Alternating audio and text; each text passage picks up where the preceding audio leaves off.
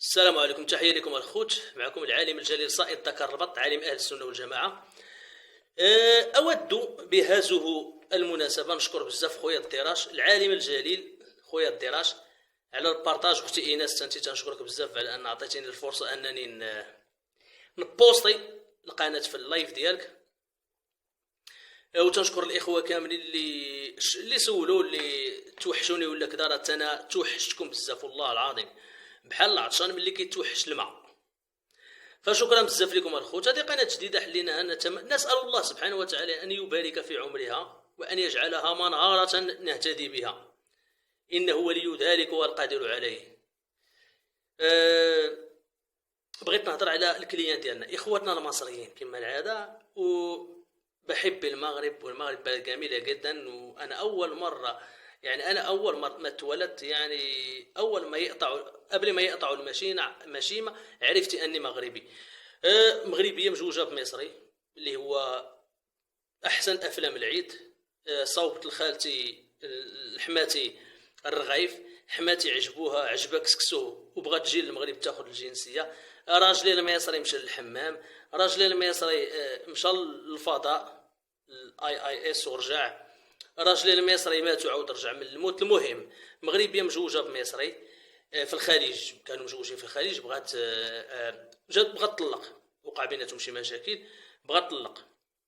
النضوه تيهددها بشي حوايج شي حوايج اللي هي خايبه، يعني دار لها شي تصاور وفيديوهات وبدا تيهددها. فالملاحظ هنا الخوت ان مغربيه تزوجت بمصري، انها مزوجه به، يعني مصري راجل، يعني زوجها اللي هو كما قالت واحد شاطه، قالت لك المصري احسن منكم يا الشميت. انتوما شميت. وواحد المصري، واحد الكلب، واحد ولد الشالوطيه، كيتهم المغاربه انهم تيتعاطوا الفرشاخه ولا هذاك الشيء. المغربيات ما تيقبلوش بالمغاربه، هذاك الشيء المغربيات كيتزوجوا بالمصريين. شو الاتهامات ديال ولاد الكلبات، وهذا الواقع. المهم بدات يهددها. البنت رجعت للمغرب، تنقولوا على سلامتها لانها هي ضحيه. حنا ما عندناش مشكل مع ان وحده مثلا تغلط، لان كلنا تنغلطوا. ما عندناش مشكل مع وحده تزوج باجنبي، لان في الاخر هذيك حريتها. وانا اخر حاجه كتهمني هي انني نبقى نتبع وحده كتكركب مع واحد. انا ماشي سوقي فيها، لا رد شي واحد، انا تنقول لكم نيشان. ولكن انا عندي مشكل مع الترويج للزواج بالاجنبي، مع هذه البروباغندا الصهيو صليبيه التي يتعرض لها المجتمع المغربي. انا كنهضر على المجتمع، انا ما كتهمني حتى حاجه اخرى. انا كنهضر على التركيبه المجتمعيه ديال المغرب، على كما تنقولوا لو بيان فيكو دي ماروك، يعني ان المغاربه يرتاحوا في حياتهم. لان اون فان دو كونت عندنا ما يكفي من المشاكل، فما خاصناش مشاكل ديال مغربيه مزوجه باجنبي. ما عندنا ما نديروا بهذه المشاكل ديال. المهم رجعوا لهاد الاخت هذه، رجعت للمغرب، ولكن رجعت محطمه نفسيا، لان ما كاينش شي وحده غادا تزوج بشي واحد وغيوقع لها هذا الشيء كامل، وغتبقى يعني نفسيا في حالتها الصحيه. يعني خاصها ضروري عنايه نفسيه، خاصها كذا، خاصها واحد المتابعه نفسيه. لا شوز كيفا نو كوتي يعني بزاف ديال الفلوس. ان وحده تمشي للطبيب النفساني وكذا خاصها الفلوس. يعني حنا خاسرين، اولا حنا خسرنا نفسيا، خسرنا انسانه مغربيه، مواطنه مغربيه خسرناها. ماديا المجتمع المغربي خصو يتحمل التكاليف ديال ان انسانه مغربيه محطمه، حطمها واحد مصري. اوكي، العائله ديالها محطمين، الاصدقاء ديالها محطمين. راه انت كتشوف يعني التبعات الخايبه والتبعات الاجراميه ديال ان مغربيه تزوج بمصري. هذه تبعات وحده مزوجه بمصر. انا كنهضر على هذا الشيء هذا. انا ما تيهمنيش ان شي وحده مزوجه بشي واحد ومرتاحين، ماشي سوقي. انا كيهمني هذوك المشاكل نهضر عليهم. لان ملي كنبغي نركب في الطياره، خاصني، ماشي انا، خاص الناس ديال الطياره يقلبوا واش كاين شي مشكل. فهمتي؟ خاصهم يقلبوا واش كاين شي مشكل في البوبينات ديال الطياره، ولا الموتور، ولا شي تخربيقه، ولا ليزان، ولا كذا. انا تنقلب على المشاكل، لان كيهموني المشاكل، لان ما بغيتش المجتمع المغربي يعيش في المشاكل. المهم هاد الاخت هذه رجعت للمغرب، كما قلنا صافي، هي القصه ديالها انتهت الى حد هنا. ولكن القصه لم تنتهي بالنسبه للشعب المغربي. علاش؟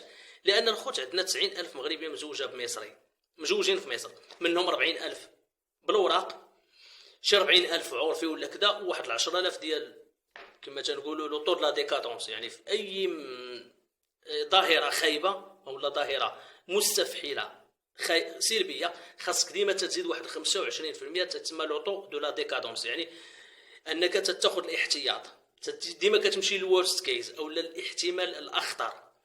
ولان حنا كنهضروا على المجتمع المغربي وعلى المستقبل ديال المغاربه، فدائما انا تنركز على الاحتمال الاخطر. صافي ديال الكوار كنعتبر ان اي مصري خايب، وان اي وحده مزوجه بمصري فهي علاقه فاشله، باش انني نشوف اش كيتسنى المجتمع المغربي. وهذا حقي لان كنهضر على المجتمع ديالي، ما كنهضر على حتى واحد اخر. تخي بيان. فعندنا 90,000، هذوك 90,000 دابا كل وحده فيهم الخوت، وردوا معايا البال، وخاصه الدريات، ردي معايا البال اختها لما تكوني مزوجه بمصري ياك وسمعتي ان بنت بلاد كانت مزوجه بمصري وصورها وكذا، انا متاكد 100% ان ما غاداش تكوني مرتاحه في حياتك. ها هي بناتنا تيتسطاو والمغربيات كيتسطاو. اوكي، مثلا عندك شي وليدات وكذا، ها هما اطفال اللي غياخذوا الجنسيه المغربيه للاسف، ها هما عايشين حياه خايبه. يعني عندنا دوك 90,000 كما قلت، كل وحده والده 4 5 ديال الدراري، يعني عندك نص مليون انسان شي نهار غيرجعوا للمغرب، غيرجعوا لك نص مليون انسان غير متزن نفسيا، انسان مسطي. انا تنهضر معكم في وقائع، وتنقول وديما انا تنقول ان هذوك 90,000 انهم 90,000 مغربي مزوجه بمصري، وانهم كاملين غادي يرجعوا، انهم كاملين مسطين. علاش؟ لان باش نمشي ديما لاخطر الاحتمالات، باش نحضر المجتمع المغربي اش كيتسناه، باش نقول ان الدوله المغربيه اش تيتسنانا، لان الدوله ستقوم تدوم ما دام المجتمع، لان ما دام المجتمع المغربي كما هو، كما خلوه لينا جدودنا، غتبقى الدوله. نهار غيتغير المجتمع المغربي كلشي غيريب، فما بالك غادي ندخلوا ناس اللي هما فقراء ما غيزيدونا والو. والفقر ماشي عيب، ولكن العيب هو انك تدخل الفقر، انك تاخذ ان وحده تمشي تلوح راسها في افقر الدول في العالم، في دول ديكتاتوريه متخلفه وشعوب متخلفه، شعوب عندها التعليم في الحضيض وشعوب اجراميه، وتمشي تتزوج تما وترجع لينا حنا ب4 5 ديال الدراري باش نصرفوا عليهم. راهي مني اولت ما اوهوي بالشلعه غادي نقول لك لا، ما مقبولاش. انتي تاخذتي قرار بقاي في هذيك البلاد وما تجيش تشكي علينا. اوكي، مازال ما كملناش. اشوف يعني الدواهي جايه، مازال اخطر حاجه في هذا الفيديو هي اللي جايه دابا. ارانا قبل عامين هذه فاش يلا حليت القناه الاولى، وخويا الدراش والاخوه كاع اللي احنا رافقنا بعضياتنا في هذه المسيره هذه، عارفين هذه المساله هذه. انا علاش حليت القناه؟ برومييرمون لان شفت مصريين مزوجين في المغرب، مصري عايش في المغرب، عايش من خير المغرب، يعني كما تيقول لحمي كتافو من خيرنا. وبزاف ديال المصريين اللي عايشين في المغرب عايشين عند نسابهم، وكاين مصريين عايشين في المغرب والمغاربه اللي تيصرفوا عليهم. ورغم ذلك دوك المصريين ما احترموش الشعب المغربي. كيجيك مصري ومنه واحد راه عايش عباد الله مصري، مرتو اللي كتصرف عليه عايش في المغرب. انا ماشي سوقي جبال الحال، غير وخص اي مصري مرتو كتصرف عليه مغربيه خصو يسال راسو علاش هي تزوجات به. حيت لان كنعرف انا الراجل بحال سيدكم صائد ذكر البط وسيدكم الرجال، حنا اللي كنصرفوا على عيالاتنا، حنا اللي تندخلوا الكفه، ماشي مرتي اللي كتصرف عليا. المهم اسيدي هذا مصري عايش مع نسابو في المغرب، يعني واحد تنصرفوا عليه. يعني حنا دابا خاصنا واحد تنصرفوا عليه، حنا تنصرفوا على مصري ما اكتفاش. هو دابا هي القضيه ماشي هكذاك، ماشي هكذاك.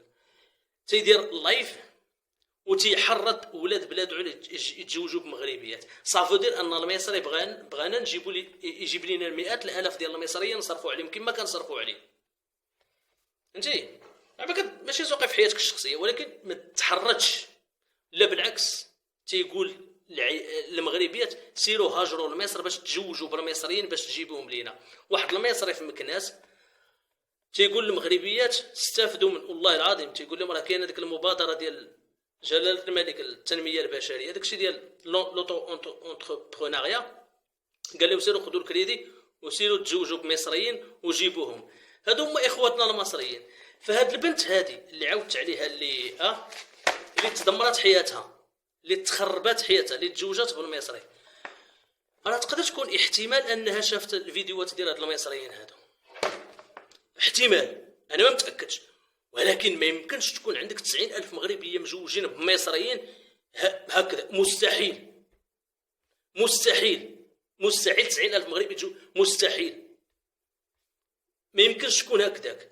لذلك انا قلت الدوله المغربيه الله يرحم الوالدين ديروا شي ديبارتمون خاص بهذا الزواج ديال المغربيات بالاجانب، الله يرحم الوالدين. واي مصري انا تنقولها نيشان تنقولها كاش للبوليس، لان انا ما عايش في المغرب. تنقول للبوليس اي مصري سيروا قرقبوا موراه. واقسم بالله العظيم تلقاو بزاف ديال المصريين خدامين في ديك التجاره بالبشر. مصريين كانوا تيديروا اللايفات وتيخلي النمره ديال البورطابل ديالو الواتساب ديالو يهضر على الزواج بالمغربيات. يعني هذا الميسر اش كيتسنى يجيوه ميساجات ديال الناس باغيين يتزوجوا بمغربيات، وهذا الميسر تيقلب بروبابلومون على النوامر ديال المغربيات وتيعطيهم للمصريين. حتى واحد منهم سميتو شيفوس مؤخرا ملي بدا تيسخن الحال عليه قال لك اودي انا راه حطيت البورطابل عاود الخدمه. على الحمار تحط البورطابل للمصريين على ود الخدمه وانت عايش في المغرب جاي تصيدنا؟ نهار حطيتي النمره البورطابل شيفوس ماشي كنتي هضرتي على الزواج بالمغربيات؟ فتنتمنى من الدوله انها تبالي بهاد خياتنا هادو تصيفطوا من بلادهم، راه السيسي جاي يتسناهم. السلام عليكم.